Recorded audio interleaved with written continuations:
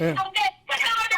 네, 헌법재판소 앞 저 집회 상황 연결해서 알아봅니다. 주옥순 대표입니다. 지금 현재 네네. 헌법재판소에는 네. 한 5천여 명이 모여서 아, 5천여 명. 예. 윤석열 대통령이 아직까지 헌법재판소에서 변론을 하고 있는 중입니다. 아, 그렇군요. 예. 오늘 김용년 국방부 장관님과 예. 같이 와서 지금 얘기를 하는데 예. 오직 김용년 국방부 장관님은 네. 모든 것은 자기가 했지 네. 대통령이 전혀 관여하지 않았다. 네. 이렇게 설명을 하고 있습니다. 아, 그렇군요. 그래서 지금 우리는 아직도 집회를 하고 있고 네. 지금까지 2030 아이들이 계속 나오고 있습니다. 아, 2030 청년이 많군요. 예. 재판소까지 들릴 수 있도록 네. 지금 저희들이 최대한 보름을 올려서 지금 집회를 진행하고 있습니다. 네.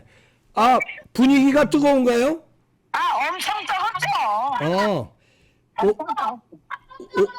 오늘은 뭐 어떤 날씨도 추울 텐데 어떤 각오들이에요, 청년들이 2030들이? 청년들은 오직 이제 윤석열 대통령의 탄핵은 이건 잘못된 것이다. 네. 헌법재판소 문영배에 대해서 네. 이 청년들이 인터넷을 통해서 정보를 알고는 문영배는 민주당의 뿌락지 같이 활동을 하는 재판관이다. 이렇게까지 지금 얘기를 하고 있습니다. 아, 그렇군요. 그 서부지법 사태로 청년들이 좀 예를 들어서 위축됐나요? 아니면 더 가열차게 됐나요? 전혀 없어요. 아, 그래요? 애들 다 나오고 있습니다. 아, 2030 청년들 위축되지 않았다, 전혀? 전혀 없습니다. 계속 지금 2030 청년들이 지금 연설하고 있거든요. 예. 그러면 서부지법 사태 이전보다 더 뜨거워졌습니까, 그럼? 더 뜨거워졌습니다. 그렇군요. 네. 이거 지금 지금 집회 현장이라서 예, 전화가 끊어졌는데 다시 한번 연결할게요. 이야, 네. 삐 소리 후 통화료가 지금 저 집회 현장의 상태가 안 좋아서 지금 들으신 대로 2030 청년들이 이제 우리가 좀 위축될까봐 좀 걱정됐잖아요. 왜냐하면 60몇 명 뭐 잡혀가고 체포됐다 이러고 그러니까 좀 그럴 것 같은데 그게 아니라 더 뜨거워졌답니다. 물론 이제 폭력 사태는 지금 안 일어나고 있지만 그 집회 열기, 그다음에 모인 인원도 뭐 5천 명 이상 모였다는 거 아니에요? 그 헌재 앞에 가보신 말지만 거기가 그 길이 크질 않아요. 거기 그 길 전체를 막을 수는 없으니까 한쪽 길, 저도 그때 집회 한번 가봤는데 한쪽 길에 이렇게 막았기 때문에 거기는 진짜 최대한 모인 겁니다. 5천 명이 덮었다면 덮을 만큼 다 덮은 거예요. 그래서 열기가 더 뜨거워졌다는 얘기네요. 그래서 청년들을 위주로 지금 하고 있다는데 거기에 이제 주옥순 대표를 비롯한 이제 그 연단이라든가 이런 거 까는 분들은 아마 이제 주최 측 엄마 방송 주옥순 대표 그러니까 주최 쪽의 한 사람인 걸로 저는 아는데 모르겠습니다. 또 어디서 주최하는지 자세히 모르는데 지금 그 헌재 문영배 저 재판관에 대한 얘기도 나왔죠. 지금 문영배에 대해서 지금 우리가 굉장히 우려하고 있습니다. 이재명의 술 친구다. 그다음에 평상시 발언이 이재명 그때 왜 뭐 1심에서 판결 나온 거 그런 거 유죄 나오니까 뭐 이해할 수 없다 아마 그렇게 뭐 한 게 나오고 있더라고요.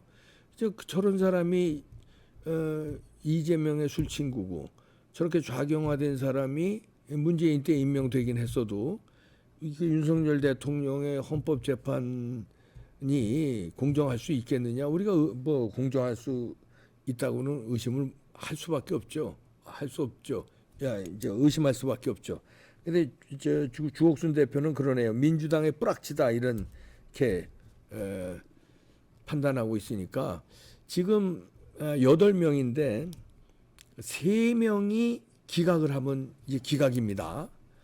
근데 오늘 나온 뉴스에 그 이진수 방통위원장 기각시켰는데 탄핵을 기각시켰죠. 그게 4대 4였다는 거 아닙니까? 8명이 정확히 반이 나눠졌는데 지금 거기에 탄핵 인용, 탄핵 찬성을 한 사람이 4명이에요. 거기에 문영배도 들어갑니다.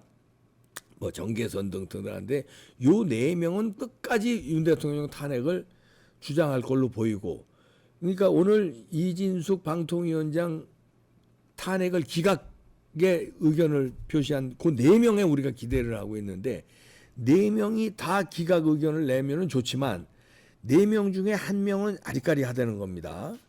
그러니까 세 명은 기각할 확률이 높다, 이렇게 분석들이 나오고 있거든요. 그러니까 탄핵 절차에 윤 대통령도 적극적으로 나서는 게 기각에 자신감이 있는 것 같아요. 법적으로도 자기가 명분이 확실하고, 거기다가 이제 지금 국민적인 분위기도 지지율이 높고, 그러니까 이제 주도적으로 대통령이, 이제 방송 보신 분들은 알지만 뭐 짤로도 이렇게 나오고 조금씩 뉴스로도 나오고 그러잖아요. 보면 굉장히 윤 대통령이 그 사안에 대해서 완전히 꿰차고 있더라고요.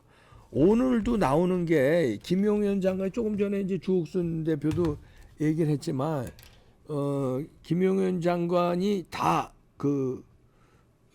이제 그 지시했다. 그럼 군 사령관들이라든가 뭐 특임단장 뭐 이런 거 지시한 거 대통령이 그 일일이 지시하지 않거든요. 대통령은 뭐 계엄에 대해서 하고, 계엄에 대해서는 국방부 장관한테 지시는 했겠지만 일일이 뭐 누구를 끌어내려라, 뭐 무슨 뭐 걔네들 얘기하는 것처럼 무슨 뭐 체포를 해서 뭐 어디를 이런 거는 대통령이 그걸 상식적으로 생각해도 그걸 미주알 고주알 지시를 했겠습니까? 계엄을 한다. 그 언제서부터 계엄이다. 이렇게 하고 계엄에 대한 조치를 취하라. 이러면 이제 포고령서부터 그다음에 어느 군을 투입할지, 몇 명을 투입할지 이런 건 국방부 장관이 예하 부대에 다 이렇게 전달해서 그렇게 명령해서 하는 거지.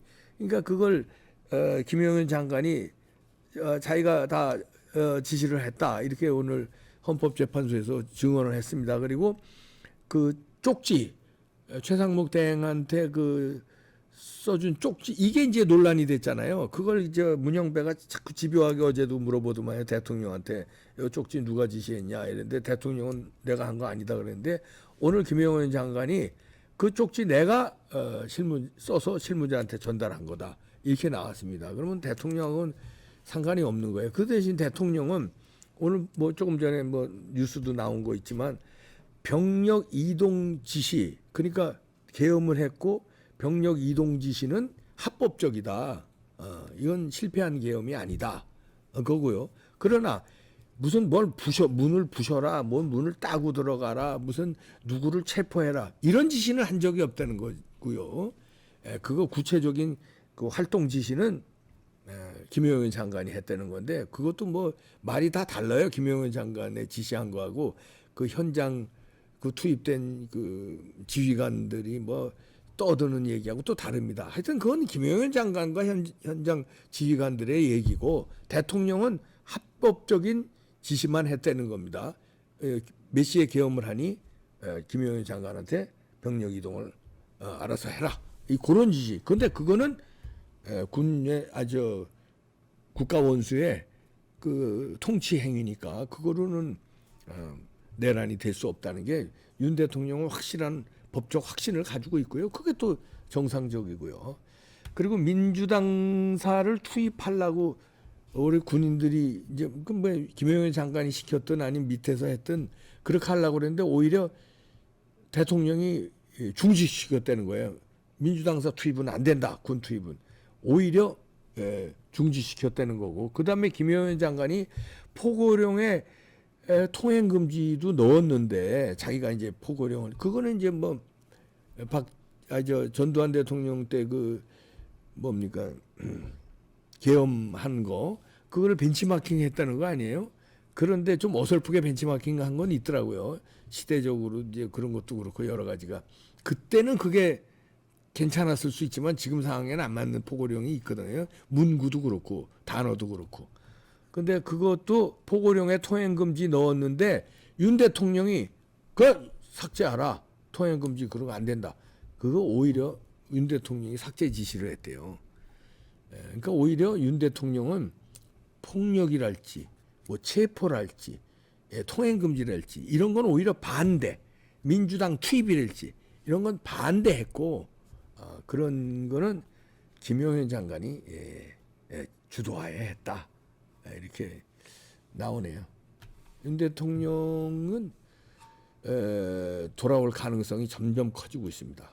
첫 번째, 아까 얘기한 헌재 그 지금 이진숙 탄핵 기각으로서도 나온 그 분위기가 지금 8명에서 3명은 기각에 편을 들을 것 같다. 아니면 4명.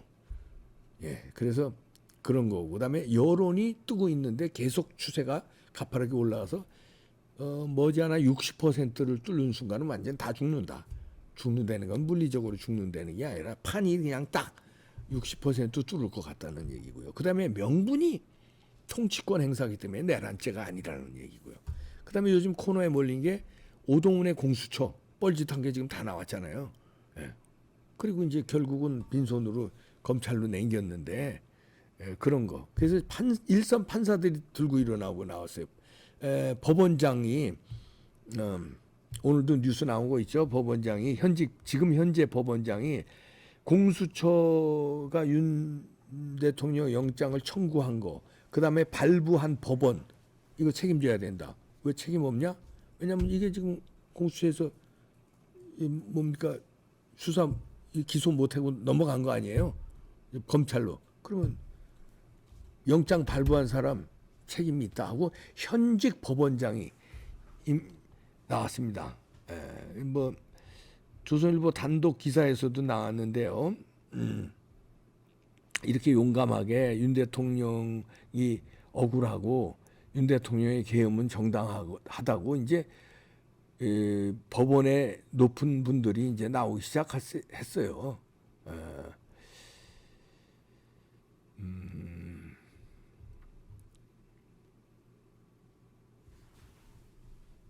그 다음에 현직 법원장도 나왔고요. 임병렬 법원장도 나왔고, 그 다음에 현직 부장판사도 부산지법 성금석 부산지법 부장판사도 심각한 책임이 사후에 직면하게 될 것이다. 그리고 2022년 검경 수사권 조정 공수처 권한 입법 과정과 그 내용 결과물들 보면 한심하기 그지없다. 이러면서 선례가 전혀 없는 미중의 영역이라 하급심에서 헛발질하다가 큰일 치르게 된다. 제발 신중하게 재판 업무 처리하라. 이렇게 현직 부장 판사도 나왔고요.